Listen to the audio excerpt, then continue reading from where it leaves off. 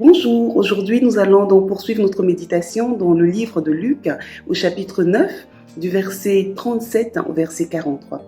Il s'agit de l'histoire père d'un fils unique qui va crier à Jésus lui disant que son fils est possédé par un démon et lorsque ce démon l'agite, dans Marc 9, il nous est même rajouté qu'il le jette parfois dans le feu et dans l'eau bouillante afin de le faire mourir. Et il dira qu'il est allé voir les disciples du Seigneur qui n'ont pu rien faire. Et la réaction de Jésus va donc révéler l'incrédulité du Père et l'incrédulité des disciples. L'incrédulité du Père est plus en détail décrit dans Marc 9, où il est dit que lorsque le Père s'approche de Jésus, il lui dit « Seigneur, si tu peux faire quelque chose pour nous, viens à notre secours. » Et Jésus va lui dire « Si je peux, rien n'est impossible à celui qui croit. » Et là, le Père va réagir justement de la bonne manière parce que cette parole de Jésus va susciter en lui la foi.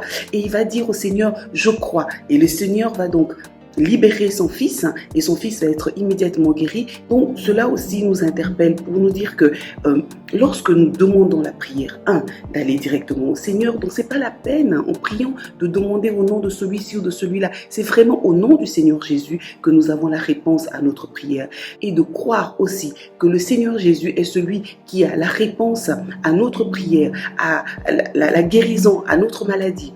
La paix dont nous avons besoin lorsque nous sommes assaillis de toute forme de problèmes qui nous préoccupent et qui font naître en nous de l'inquiétude. Et deuxièmement, l'incrédulité des disciples qui, lorsque ils vont prier, en fait, rien ne va se produire. Ils avaient pourtant déjà vu Jésus le faire à plusieurs reprises, guérir les malades, délivrer des personnes possédées. Et là, à leur tour, rien ne se passe. Et au lieu même d'envoyer cette personne à Jésus, il laisse ce papa avec son fils qui reste dans le désarroi. Et c'est ce papa qui va crier à Jésus. Que cela aussi puisse aussi nous interpeller.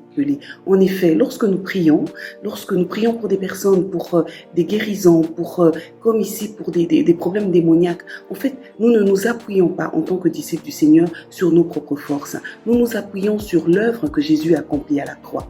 En effet, la Bible nous dit que le Seigneur a dépouillé celui qui détenait le pouvoir de la mort et la mort, c'est-à-dire Satan, en triomphant de lui par l'œuvre de la croix. Il est dit qu'il a dépouillé les dominations, les principautés et les a publiquement livrés en spectacle en triomphant d'eux par la croix. Il nous a donné aussi le pouvoir de marcher sur les scorpions, sur les serpents, sur toute la puissance de l'ennemi. Et il rajoute en disant que rien ne pourra nous nuire. Et donc, par rapport à cela, nous devons, au travers de la prière, qui va justement nous permettre d'augmenter notre relation personnelle avec le Seigneur, notre communion va de plus en plus augmenter. Par le jeûne, nous apprenons à nous humilier, à mourir à nous-mêmes dans tout ce que nous faisons. Nous apprenons à nous approcher de plus en plus du Seigneur. Et au travers de toutes ces choses, ce qui va se produire, c'est que le règne du Seigneur va s'établir de plus en plus en nous. Et alors, nous devenons simplement des canaux par lesquels l'Esprit de Dieu agit pour guérir, pour délivrer, pour tant de choses que le Seigneur nous accorde lorsque nous prions au nom du Seigneur Jésus-Christ. Que nous puissions donc amener les gens au Seigneur, parler du Seigneur. Lorsque les gens exposent leurs difficultés, leurs problèmes, que nous puissions les amener constamment au Seigneur avec foi et assurance qu'il est le même qui délivre encore aujourd'hui. Soyez bénis et passez une excellente journée.